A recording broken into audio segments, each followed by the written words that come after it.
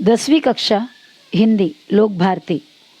बच्चों, इस वीडियो में हम हमारे टेक्स्ट बुक के सबसे लास्ट कविता समता की ओर, इस कविता का अध्ययन करने जा रहे हैं। कवि का नाम है मुकुटधर पांडे। कविता शुरू करने से पहले कवि जी का परिचय। उनका जन्म, मुकुटधर पांडे जी का जन्म 1895 में छत्तीसगढ़ के बिलासपुर में हुआ और उनकी मृत्यु 1989 में हुई। परिचय। छायावाद के प्रतिष्ठित कवि मुकुटधर पांडे जी ने 12 वर्ष की अल्पायु से ही लिखना शुरू कर दिया था। छायावाद को इंग्लिश में शैडोइज्म कहते हैं। ये हिंदी का एक नए तरीके का कविता लिखने का शैली है, जिसमें मिथोलॉजिकल स्टोरीज को छोड़कर ज़्यादातर प्रकृति का सौंदर्य के बारे में, इंसान के जीवन शैली के बारे में, मतलब मानव को या इंसान को ज़्यादा अहमियत देते हुए वगैरह लिखे हुए रहते हैं। तो छायावाद के जो एक प्रतिष्ठित कवि, मतलब बहुत ही जाने माने एक कवि है मुकुटधर पांडे जी। उन्होंने अपने 12 वर्ष के उम्र, अल्पायु मतलब छोटे उम्र में ही, सिर्फ 12 साल के थे, तब से लेकर लिखना शुरू कर दिया है। आपकी काव्य रचनाओं में मानव प्रेम, प्रकृति सौंदर्य, मानवीकरण, आध्यात्मिकता और गीतात्मकता के तत्व प्रमुखता से परिलक्षित होते हैं। तो उनके कविताओं के या उनकी रचनाओं के बारे में, उनकी विशेषताएं, उसके बारे में बता रहा है यहाँ पर। आपकी काव्य मतलब उनके कविता रचनाएं सब, उसमें मानव प्रेम, इंसान के लिए इंसान के आपसी प्रेम प्यार के बारे में, प्रकृति के सौंदर्य के बारे में यानी नेचर का ब्यूटी, उसके बारे में, मानवीकरण मतलब एक्चुअली यहाँ पर मानवीकरण का मतलब होता है पर्सनलाइजेशन, मतलब इंसान से हर चीज़ को कनेक्ट करना, और आध्यात्मिक जीवन मतलब स्पिरिचुअल लाइफ, आध्यात्मिकता मतलब स्पिरिचुअलिटी, और गीतात्मकता मतलब गीत किस तरह लिखा हुआ है, उसकी लिरिक्स क्या है, वो लिरिक्स का खूबसूरती, ये सभी तत्व, ये सभी मेन बातें प्रमुखता यानी मेनली इनके कविताओं में परिलक्षित है मतलब रिफ्लेक्टेड होता है। आपने पद्य के साथ साथ गद्य में भी पूरे अधिकार के साथ लिखा है। उन्होंने काफ़ी सारे पद्य लिखा, जितने अधिकार के साथ पद्य लिखे, उसी तरह बहुत ही अच्छे तरीके से उन्होंने काफ़ी गद्य भी लिखे हैं। आपने निबंध और आलोचना ग्रंथ भी लिखे हैं, तो उनके काफ़ी निबंध भी है, आलोचना ग्रंथ यानी वैचारिक ग्रंथ भी उन्होंने लिखे हैं। उनके प्रमुख कृतियों का नाम पूजा फूल, शैलबाला एक कविता संग्रह है, लच्छमा अनुदित उपन्यास, अनुदित यानी ट्रांसलेट किया गया हुआ उपन्यास है, परिश्रम एक निबंध, और हृदयदान, मामा, स्मृतिपुंज वगैरह आदि यानी एक्सेट्रा, ये सभी इनके प्रमुख कृतियों का नाम है। अभी पद्य के बारे में यहाँ पर दिया हुआ है। पद्य संबंधी प्रस्तुत कविता में कवि ने शिशिर ऋतु में पड़ने वाली अत्यधिक ठंडक से परेशान प्राणियों, साधन संपन्न एवं अभावग्रस्त व्यक्तियों के जीवन यापन का सजीव वर्णन किया है। तो प्रस्तुत कविता में जो कविता है समता की ओर, उस कविता में कवि शिशिर ऋतु मतलब ठंडी का मौसम होता है, थोड़ा दिसंबर एंड से जनवरी फरवरी, जब ठंडी बहुत ही ज़्यादा पड़ती है, तो वो टाइम का, वो मौसम को या वो ऋतु को कहते हैं शिशिर ऋतु।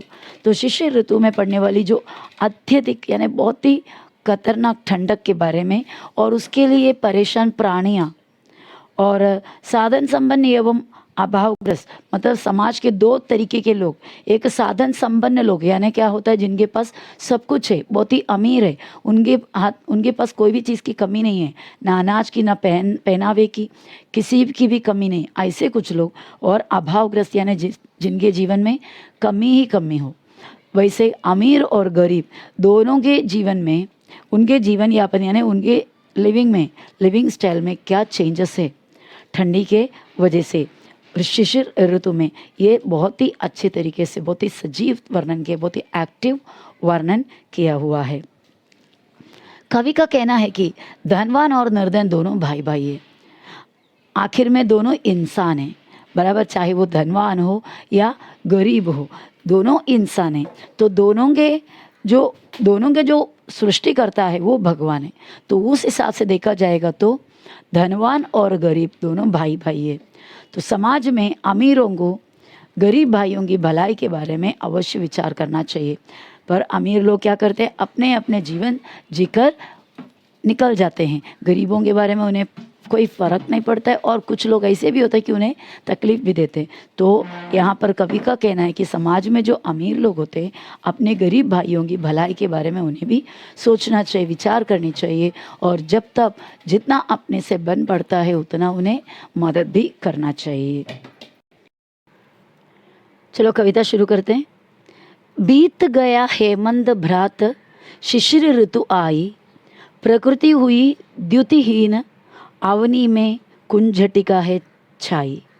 बीत गया मतलब चला गया, हेमंत एक ऋतु है जो अक्टूबर नवंबर दिसंबर, अक्टूबर का लास्ट से चालू होता है, ठंडी का शुरुआत।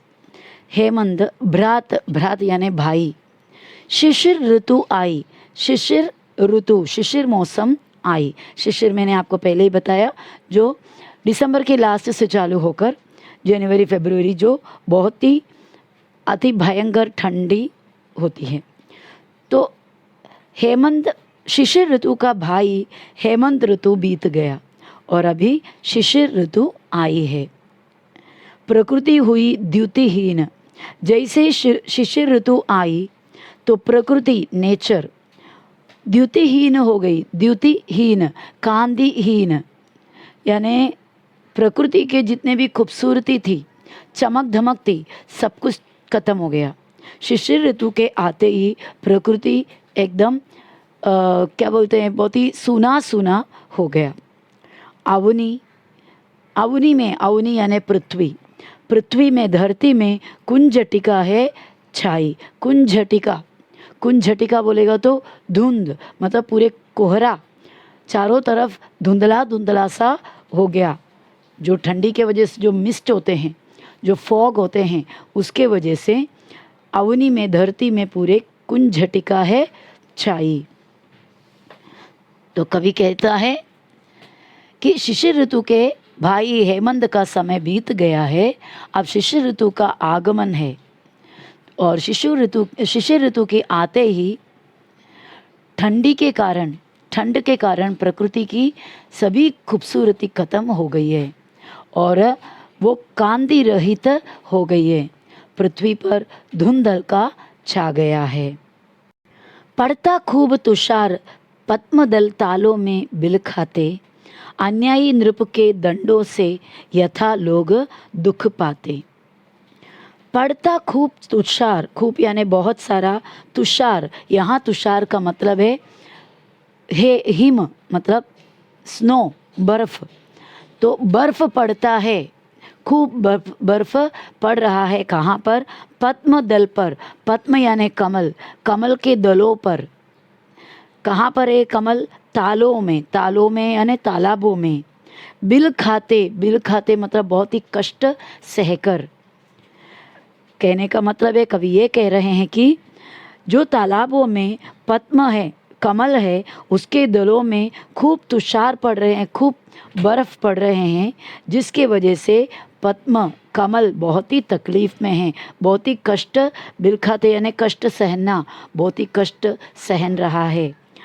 जैसे कि अन्यायी नृप, अन्यायी मतलब बहुत ही अन्याय करने वाला, अत्याचारी, बहुत ही बड़ा अत्याचारी नृप यानी राजा के दंडों से, दंड यानी सजा से, यथा यानी जैसे लोग दुख पाते यानी दुखी हो जाते हैं। जिस तरह बहुत ही अन्यायी, बहुत ही अत्याचारी कोई राजा अपने राज्य में जितने भी प्रजाएं हैं उनको बहुत ही दंड देकर परेशान करते हैं, तकलीफ़ देते हैं, दंड देकर यानी सजा देकर उन्हें तकलीफ़ देते हैं, उसी तरह वही तकलीफ़ कौन झेल रही है? पद्म कमल के दल बहुत ही ठंडक के वजह से जो तुषार गिरते हैं उसकी वजह से बहुत ही कष्ट सहन रहा है। निशा काल में लोग घरों में निज निज जा सोते हैं, बाहर श्वान सियार चिल्ला कर बार बार रोते हैं। निशा यानी रात्रि, रात, निशा काल यानी रात के वक्त, रात के समय। लोग घरों में, लोग अपने घरों में, निज निज, निज यानी अपने, तो ठंडी के मौसम में रात होते ही रात के वक्त लोग अपने घर में अपने अपने घर पे जाकर सोते हैं। बाहर श्वान, श्वान यानी कुत्ते, सियार, सियार यानी सियार, सियार फॉक्स, जैकल, चिल्लाकर बार बार रोते हैं। देखिए, जब इंसान अपने घरों में व्यवस्थित, स्वस्थ, सही सलामत सो सकते हैं, ठंडी से बच सकते हैं, लेकिन बेचारे जानवर जैसे कुत्ते हैं, सियार है, ये सब ठंडी के मारे बाहर ठंडी से कूट कूट कर रोते हैं, ठंडी के मारे बहुत ही ज़ोर ज़ोर से चिल्लाकर रोते हैं। अर्धरात्रि को कोई घर से अर्धरात्रि को घर से कोई जो आंगन को आता, शून्य गगन मंडल को लख ये मन में है भय पाता। अर्धरात्रि यानी मिडनाइट, आधी रात को घर से कोई जो आंगन को आता, अगर समझो कोई घर से बाहर आंगन में निकले आधी रात को, शून्य यानी खाली, गगन मंडल को मतलब आसमान की जो पूरे छत है, खाली आसमां को, गगन यानी आसमां, आकाश, शून्य गगन मंडल को लख, लख यानी देख कर, ये मन में है भय पाता यानी बहुत ही भयभीत हो जाता, उनके मन में भय, डर आ जाता। तो कवि के कहना यह है कि आधी रात को अगर कोई कुछ वक्त के लिए अपने घर के अंदर से आंगन में निकल आते हैं तो आसमान को देखकर, खाली गगन को देखकर उनके मन में भय या डर आ जाता है, हो जाता है। तारे निपट मलिन चंद ने पांडुवर्ण है पाया, मानो किसी राज्य पर है राष्ट्रीय कष्ट कुछ आया। तारे निपट, तारे आपको पता है स्टार्स, निपट यानी बिल्कुल मलिन हो गए हैं। यहाँ मलिन का मतलब गंदा नहीं, धुंधले हो गए हैं। ठंडक भरे इस मौसम में आकाश में जो तारे हैं वो भी धुंधले दिखाई देते हैं। चंद ने पांडुवर्ण है पाया, चंद यानी चांद, चांद तो पांडुवर्ण है पाया यानी थोड़े धीम, एकदम डिम या थोड़ा येलोइश, पीले पीले रंग चांद में लगे हुए हैं, यानी चांद भी थोड़ा सा पीलापन लिए हुए सफ़ेद दिखाई दे रहे हैं। हमेशा की तरह एकदम बहुत ही स्वच्छ सफ़ेद रंग के नहीं दिखाई दे रहे, बल्कि पीलापन लगे हुए सफ़ेद में दिखाई दे रहे हैं चांद। मानो किसी राज्य पर है राष्ट्रीय कष्ट कुछ आया, ऐसा मानो, ऐसा लगता है जैसे कोई राज्य में, कोई देश में क्या हो गया है, राष्ट्रीय कष्ट हो गया है, यानी राष्ट्रीय दुविधाएं, पॉलिटिकल प्रॉब्लम्स कुछ हो गए हो, तो वो देश के लोग किस तरह दिखाई देंगे, वो देश किस तरह दिखाई देंगे, उसी तरह आसमान में तारे और चांद बहुत ही मलिन और बहुत बिल्कुल तेज नहीं, तेजोमय नहीं दिख रहा है, बहुत ही धुंधले धुंधले और वर्ण रहित, यानी जो सफ़ेद कलर का दिखना चाहिए वैसा नहीं दिख रहा है। धनियों को है मौज रात दिन है उनको पौबारे, दीन दरिद्रों के मत्थे ही पड़े शिशिर दुख सारे। धनियों को है मौज रात दिन है उनको उनके पौबारे, दीन दरिद्रों के मत्थे ही पड़े शिशिर दुख सारे। धनियों यानी धनवान लोग, अमीर लोग, उनको तो मौज है, मौज यानी मज़ा, रात दिन। अमीरों की ज़िंदगी कैसा है, दिन रात बहुत ही मज़े से उन लोग रहते हैं, उनके पाव बारे चलते रहते हैं। पाव बारे मतलब उनके उन्नति के बहुत सारे अवसर, मौकाएं, लाभ की मौकाएं उनको मिलते रहते हैं।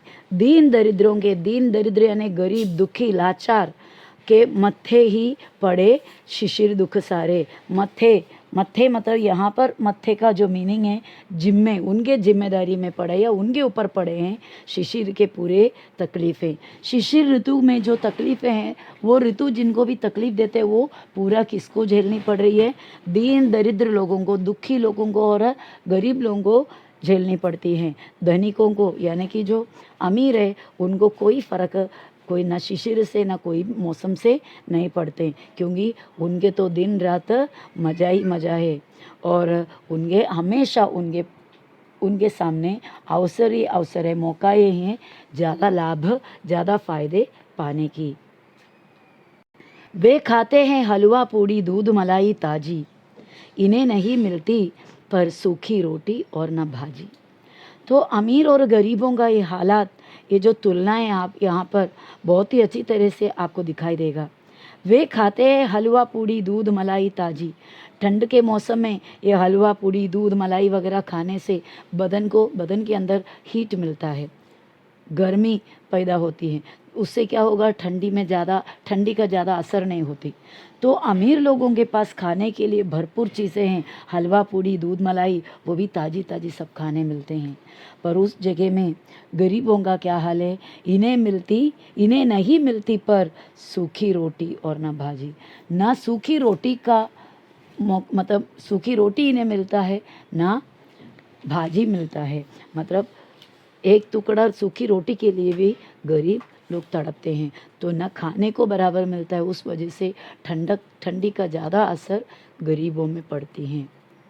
वे सुख से रंगीन कीमती ओढ़े शाल दुशाले, पर इनके कंपित बदनों पर गिरते हैं नित पाले। वे यानी अमीर लोगों की बात कर रहा है, बहुत ही सुख चैन से रंगीन कलर के कीमती, रंगीन यानी बहुत ही रंग से भरे हुए, बहुत ही कीमती, बहुत ही महंगे ओढ़ते हैं शाल दुशाले, मतलब बहुत ही अच्छे ठंडी के मौसम में इस्तेमाल करने वाले जो शॉल होता है ओढ़ने के लिए, जो चादर होते हैं वो ओढ़ कर उन लोग जीवन बहुत ही खुशी से बिताते हैं। रात को ओढ़ने के लिए अच्छे कंबल है उनके पास, दिन में भी बाहर निकलने के लिए भी उस वक्त ओढ़ने के लिए भी अच्छे शॉल है, बहुत ही मुलायम। पर इनके कंपित बदनों पर, कंपित यानी कांपने वाले, इनके जो कांपने वाले जो बदने गरीब होंगे उन पर गिरते हैं नित यानी हमेशा, उन पर हमेशा क्या गिरते हैं? पाले यानी बर्फ़ के जो छोटे छोटे कण होते हैं, बर्फ़ के छोटे छोटे या स्नो के छोटे छोटे कण टुकड़े इनके बदन पर गिरते हैं। यानी ठंडी के मारे इन लोग बहुत ही ज़्यादा कष्ट उठाते हैं। उनके ऊपर यानी गरीबों के ऊपर जब बर्फ़ के बारीक बारीक कण गिरते हैं, तब अमीरों के बदन पर बहुत ही सुंदर, बहुत ही मुलायम और बहुत ज़्यादा गर्मी देने वाली शॉल होते हैं। अभी इन दोनों के घरों को अगर आप तुलना करो, घरों का तुलना करोगे तो वे है सुख साधन से पूरित। सुख साधन यानी सभी आरामों के साधन, पूरे कंफर्टेबल के, आरामदायक कंफर्टेबिलिटी के सभी साधन यानी सामान से पूरित मतलब परिपूर्ण। सुघर सुंदर घरों के वासी यानी रहने वाले। अमीर लोग होते हैं बहुत ही सुंदर घरों के रहने वाले, जिनके घर में सुख साधन से परिपूर्ण है, भरपूर सुख के साधन हैं। जिंदगी में जितने भी कंफर्टेबल जीना हो, वो जीवन के लिए जो चीज़ें लगता है वो सभी चीज़ें इनके सुंदर घर में रहते हैं। ऐसे सुंदर घर के रहिवासी है रहने वाले अमीर लोग। और गरीबों की बातें तो इनके टूटे फूटे घर में छाई सदा उदासी। और गरीबों के घर बहुत ही टूटे फूटे होते हैं और उनके घर में हमेशा उदासी यानी बहुत ही निराशा, डिसअपॉइंटमेंट, वो नहीं ये नहीं, ठंडी के मारे तड़प रहे हैं, तो ऐसे हमेशा उनके घर में उदासी छाई रहती है। पहले हमें उदर की चिंता थी न कदापि सताती, माता सम थी प्रकृति हमारी पालन करती जाती। क्या कह रहा है कवि? पहले हमें उदर की चिंता थी, उदर यानी पेट। पहले इंसान को सिर्फ पेट की ही एक चिंता थी, कैसे भी अपना पेट पालनी है। और न कदापि सताती, कदापि यानी नेवर, कभी नहीं। और ये चिंता तो कभी हमें सताए नहीं। कहीं ना कहीं कुछ ना कुछ चीज़ें प्रकृति से, नेचर से ही हमें मिल जाते, खाने पीने के सभी, और हमें बिल्कुल सताती नहीं थी ये चिंता। माता सम थी प्रकृति, माता यानी माँ, सम यानी समान, माता के ही समान थी, माता के जैसे ही थी प्रकृति, हमारी पालन करती जाती। प्रकृति हमारे पालन पोषण एक माँ की तरह करती थी, हमें कोई चीज़ की कमी नहीं थी। बस हमें कौन सी बात की चिंता थोड़ी सी रहती थी? पेट की, यानी पेट कैसे भरे, और वो भी चिंता हमें सताती नहीं थी कभी, क्योंकि प्रकृति हमारी माँ थी, या एक माँ के जैसे हमको सब कुछ देती थी, हमारे पालन करती थी।